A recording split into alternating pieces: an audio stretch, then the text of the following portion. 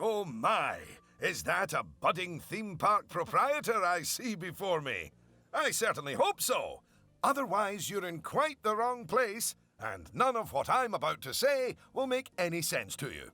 I am Oswald B. Thompson, theme park impresario, and I am here to help you take your first steps in this most exciting of professions.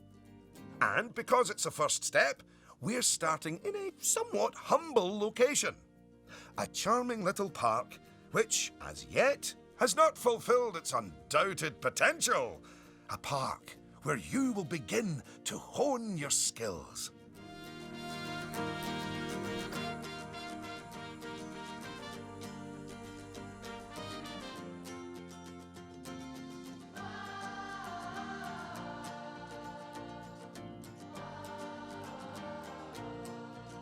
So, first things first, you should learn how to navigate around the park.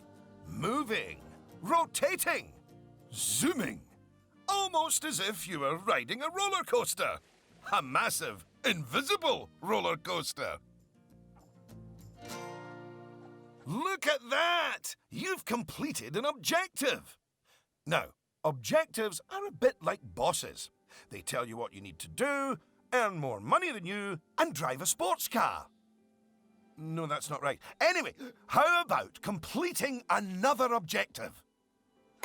If I could butt in and make a suggestion, how about you make your next objective opening up literally the only ride in your park? Why is it even closed? Oh, hello, Lucy.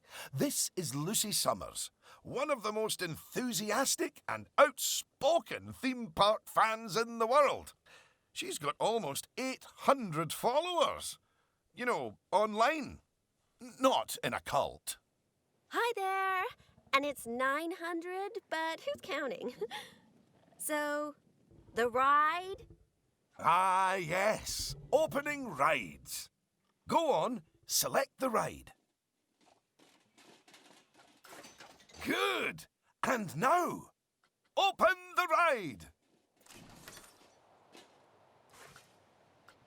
You did it with such gusto. Well done. And now that we have such an adorable, gentle ride open, more guests, especially families, will soon be flooding into the park. You know, you could turn that flood into a bigger flood.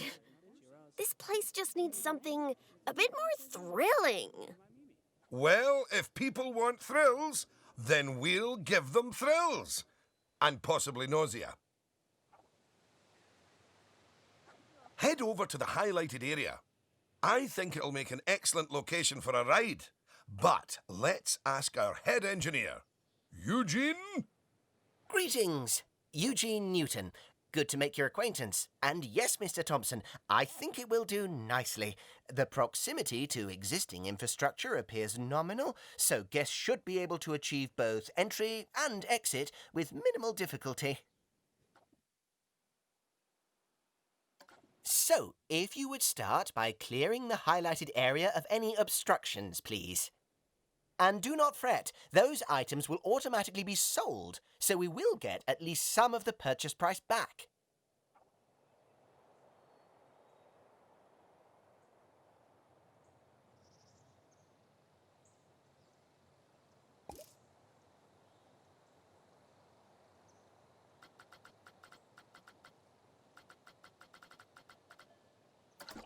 Very good. Now, I've already chosen a suitably thrilling ride for you, so if you would care to select it.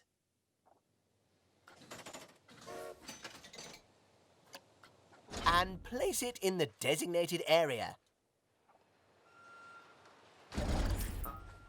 Now, it's very important that when you place the entrance gate, you make sure to leave enough space so you can build a ride queue.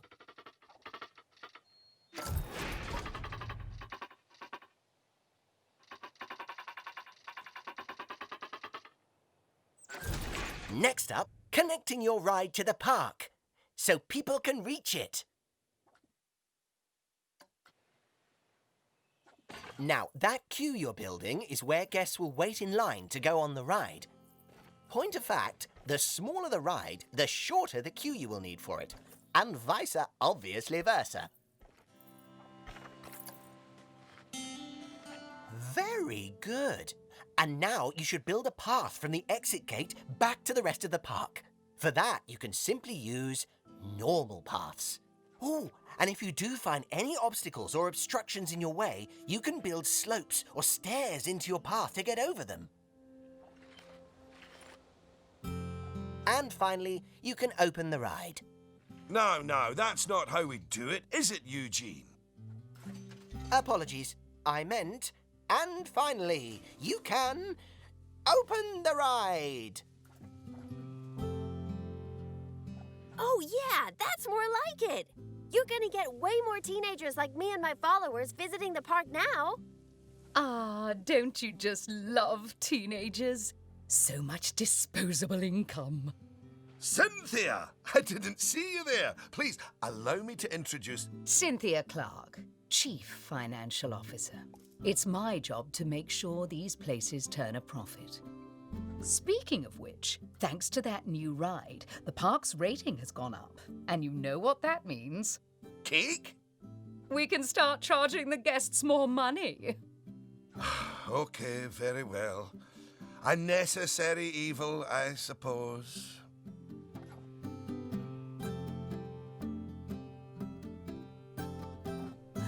Evil. Did you see that notification? Even the guests think we're undercharging them. Let's do them a favor and fix that. That's right. Take a good look at the notification. It'll tell you what we need to alter the prices of.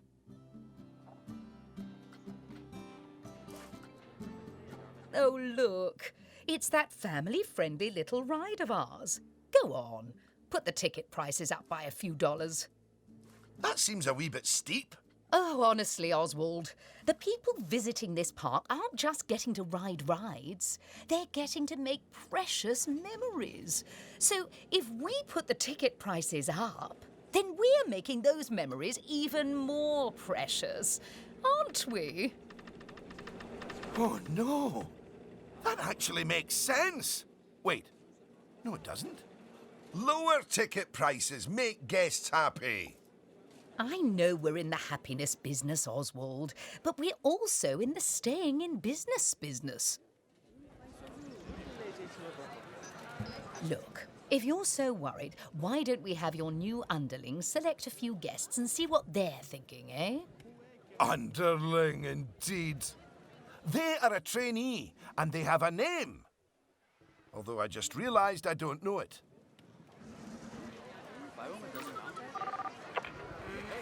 Well, I didn't see anything to worry about there. Come on, let's just hit fast forward, sit back, and let the money roll in for a while. At least until we've made a healthy profit.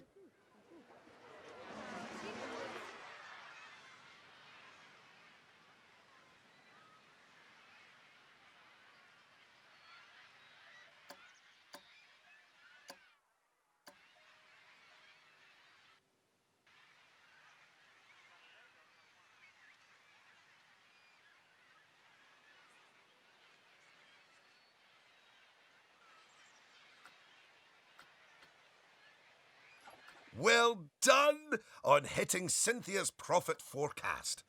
Honestly, I was worried it was a little high. But as always, she knows just how hard to squeeze the guests' wallets. Anyway, now that we've made some money, we can make some improvements. Oh, but don't forget to slow things back down to normal speed again. After all, it's not a good idea to build a park on fast forward. You might miss out on an important notification, or a ride breaking down, or all your staff leaving, or, heaven forbid, my birthday. Anyway, congratulations! You've just earned yourself a bronze star. The first of many, I don't doubt.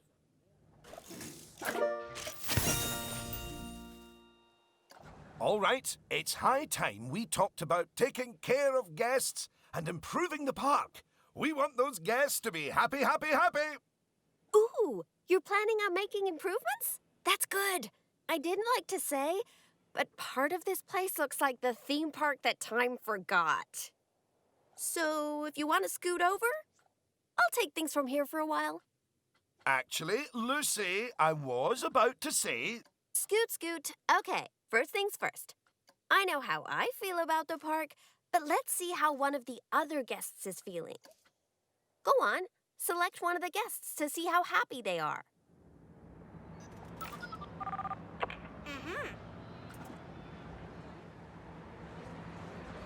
Okay, now that level of happiness might be good enough for most parks, but I still think this guest would be a bit happier if a big chunk of the park wasn't super lame. Don't worry, it's not your fault. That one's on Mr. Thompson. I hardly think that's fair.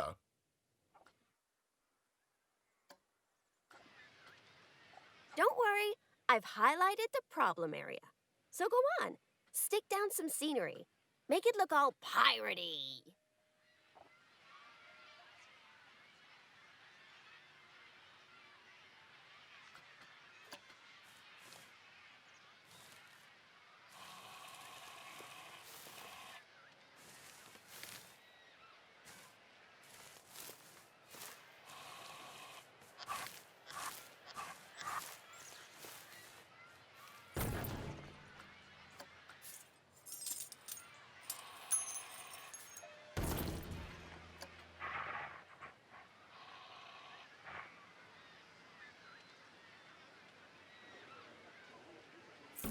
Oh, that is a bit nicer. I don't believe I said unscoot yet, did I? So, another place it's super important to put scenery is around the ride queues. Ooh, you know what? We should compare both of your rides so we can see the difference. Go and select that first ride you opened, would ya?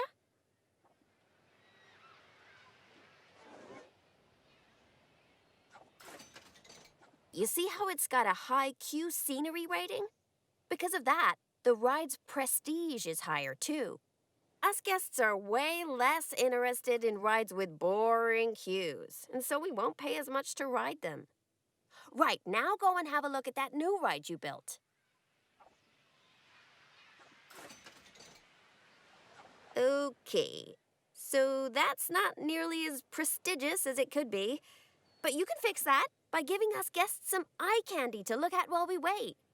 Go on, stick some nice scenery down around the queue.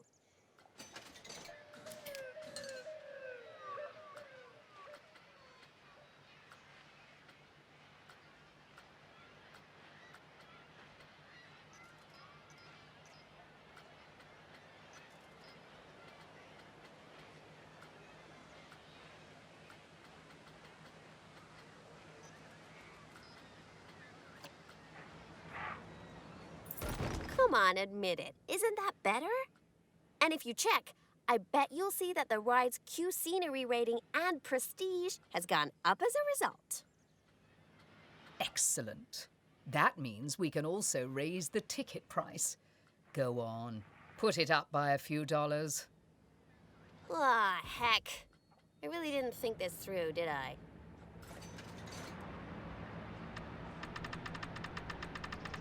Oh, my! Look at all that wonderful new scenery! Well done! Oh, and if I'm not mistaken, by raising this park's scenery rating, I think you might have... Yes, you have! You've raised the overall park rating. And that means more guests will be drawn to the park. Heavens, what an important number, eh? Will you look at that?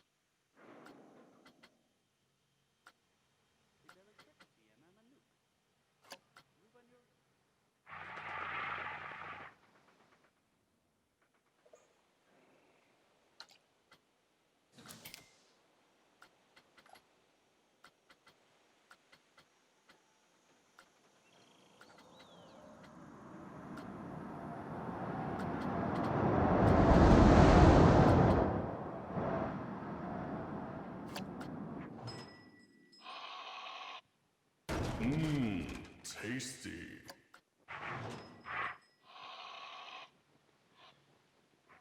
Cosmic Go!